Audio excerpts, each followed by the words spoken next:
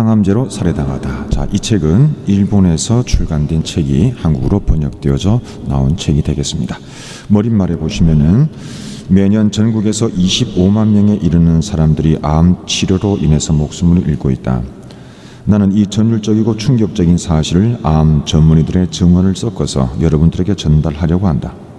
현재 암으로 인한 사망자는 연간 31만 명에 달한다. 그런데 여러 암 전문의들은 이들 가운데 70% 이상 사실 항암제와 방사선요법 등으로 목숨을 잃고 있다고 증언을 하고 있다.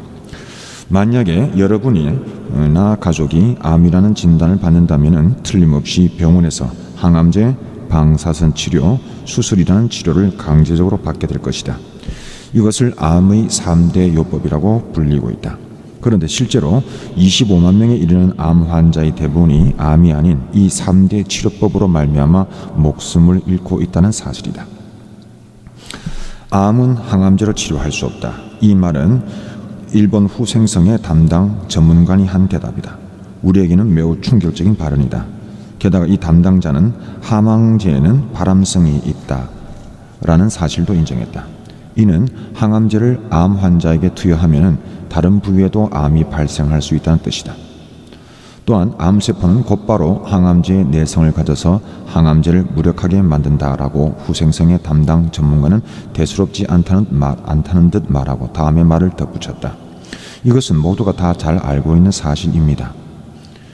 그는 상식이라며 아무렇지도 않게 이런 말들을 내뱉었다. 그의 이러한 말이 지금도 항암제 치료에 신랄 같은 희망을 걸고 있는 암 환자와 그 가족에게는 온몸이 떨릴 정도의 큰 충격일 것이다. 하지만 우리가 일반적으로 접하는 의사들은 항암제가 효과가 있다면서 우리에게 항암제 투여를 권한다. 그러나 의사의 그 효과가 있다는 말은 바로 이런 의미가 되겠다. 즉, 암 환자에게 항암제를 투여하고 4주 이내에 종양의 크기가 조금이라도 줄어들면 효과가 있다고 판단을 하는 것이다. 항암제의 의약품 첨부 문서에는 극약, 즉 독약이라고 명확하게 표시가 되어 있다. 대부분의 항암제는 예외 없이 강력한 독극물이다. 이 맹독을 암 환자에게 투여하는 것 자체가 미친 짓이라고 볼 수밖에 없다. 이 독은 환자의 전신을 파고들어서 머리카락을 빠지게 만들고 심한 구토와 설사 등 여러 가지 무시무시한 부작용을 유발하게 된다. 독을 가득 담고 있는 약이므로 이는 너무나 당연한 결과이다.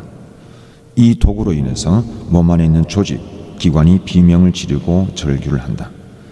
물론 암 종양도 이 독에 놀라서 움찔하면서 조금 오므라드는 것이다. 자, 그러면은 의사는 이때 항암제가 유효하다고 판정을 한다.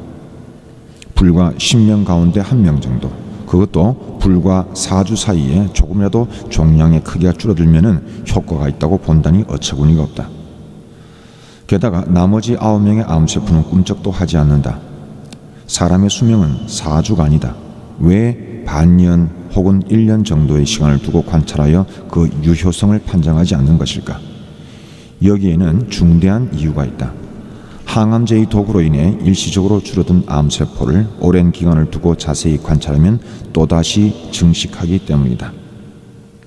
이 재발 현상을 감추기 위해서 4주 이상은 관찰하려 하지 않는 것이다. 항암제를 투여하는 화학요법은 무력하다. 이것은 1985년 미국 의회에서 미국 국립암연구소의 데비타 소장이 한 경악스러운 증언이다. 그는 항암제를 투여해도 암세포는 곧바로 반항암제 유전자 ADG를 변화시켜 항암제를 무력화시킨다. 이것은 곤충이 농약에 내성을 지는 것과 같은 현상이다. 1988년 미국 국립암연구소는 암의 병인학이라는 수천 페이지에 달하는 보고서에서 항암제는 암에 무력할 뿐만 아니라 강한 발암성으로 다른 장기 등의 새로운 암을 발생시키는 증암제일 뿐이다라는 놀라운 사실을 발표했다. 미국 국립암연구소는 세계에서 가장 권위 있다고 일컫는 연구기관이다. 이 충격적인 보고는 일본의 암학계에도 큰 파장을 일으켰다.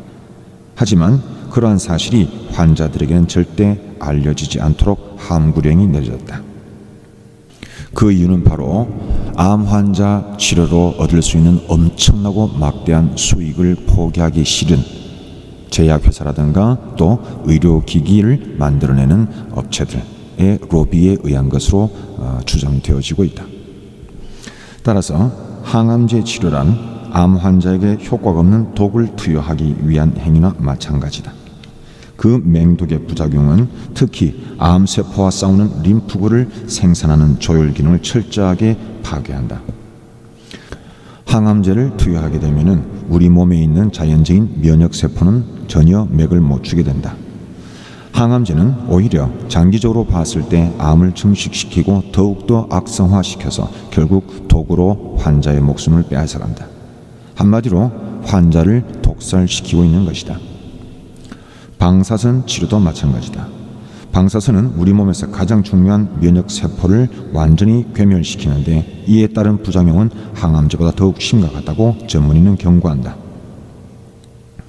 의과대학에서는 사람이 선천적으로 지닌 스스로 병을 치료하는 자연치료에 대해서는 전혀 가르치지 않고 있다. 아예 모른다고 봐도 될 것이다.